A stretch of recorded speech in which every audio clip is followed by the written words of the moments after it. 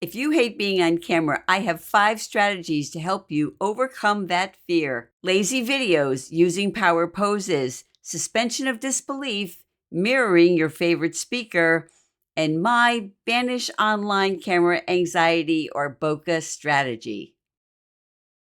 If talking on camera feels overwhelming, lazy videos are the perfect way to ease in. They let you create video content while taking the pressure off being the focus. A lot of people say they hate being on camera. This generally means that they are uncomfortable talking on camera. They're afraid of flubbing their lines, sounding bad, or being judged for their presence. This is why I recommend starting with lazy videos. It's a term that I heard a few years ago on TikTok, I think. This is something that I also talk about a lot and recommend for people who are just getting started with video. And here's how to do it. It's very simple. Record B-roll footage or raw footage, something interesting to viewers. That might be scenery, your desk setup, your dog's playing. Maybe if you're driving the car, you might have your camera set up to record the scenery going by. Then you simply overlay some text, a tip or an explanation or an inspiring message, whatever you want, or add a voiceover, then add some music, and you're done. Finished, ready to post. She starts, she stands in a power pose, feet planted, hands on her hips, just like a superhero. And then when another doctor joins her and asks what she's doing, she explains that standing in power poses boosts confidence and reduces stress. The scene closes with the 2 doctors standing side by side, just like Wonder Woman. And the truth is, science backs this up. This is an example of how standing in power poses in high pressure situations, like recording video, if you hate being on camera, can help you feel more confident before you hit record. So, what are power poses? They're open, expansive stances that actually shift how you feel in your body and in your mind. And here are the 2 most popular to try. The Superman / Wonder Woman pose, where you're standing tall, hands on your hips, feet shoulder width apart, chin up, like you can take on the world. Your brain instantly thinks, I've got this. And one of the concepts that I learned was suspension of disbelief.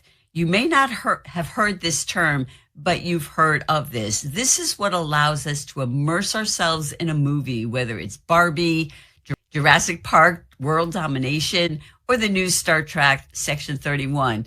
Now, we all know that Margot Robbie isn't actually Barbie, that dinosaurs aren't roaming the earth, and that space travel hasn't reached Starfleet levels. But for the duration of the film, we choose to believe that it's real. The same mental shift can help you feel comfortable on camera.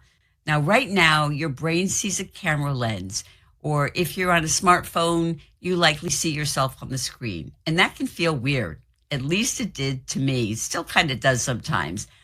But I finally did get used to it. But just like watching a movie, you can suspend your disbelief and mentally replace the camera with someone or something that makes you feel like you're talking to someone.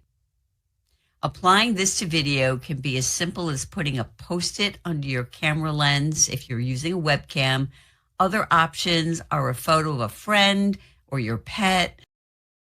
We've all seen speakers who own the room. They sound natural, engaging, and confident. But here's the thing, you can train yourself to sound that way too. That's where shadowing comes in. Find a confident speaker and mimic their tone and pacing. Try to pick a short clip of a confident speaker, whoever inspires you. Listen and repeat. Mirror their tone, pacing, and energy, and then make it yours. Record yourself saying a similar message in your own words. Watch your videos and adjust your delivery. This method can help prevent falling into that robotic speech pattern by training you to sound more natural and engaging. To make it easier to remember, I refer to it as the mirror method.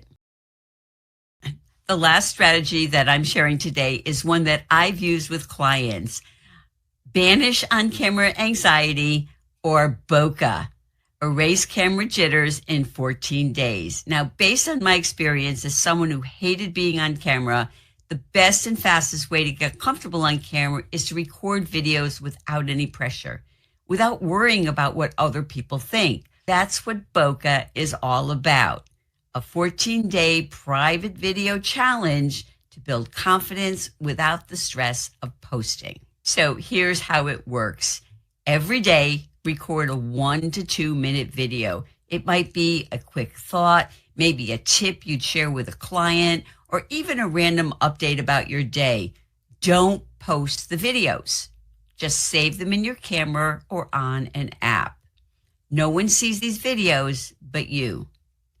Then at the end of the 14 days, watch your first and last video.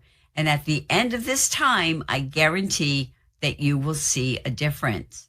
Now, this method helps you get comfortable in front of the camera to see it for what it is, just a conversation between you and your viewer, instead of a big, scary performance that you're putting on. No pressure, no audience, just you getting better every single day.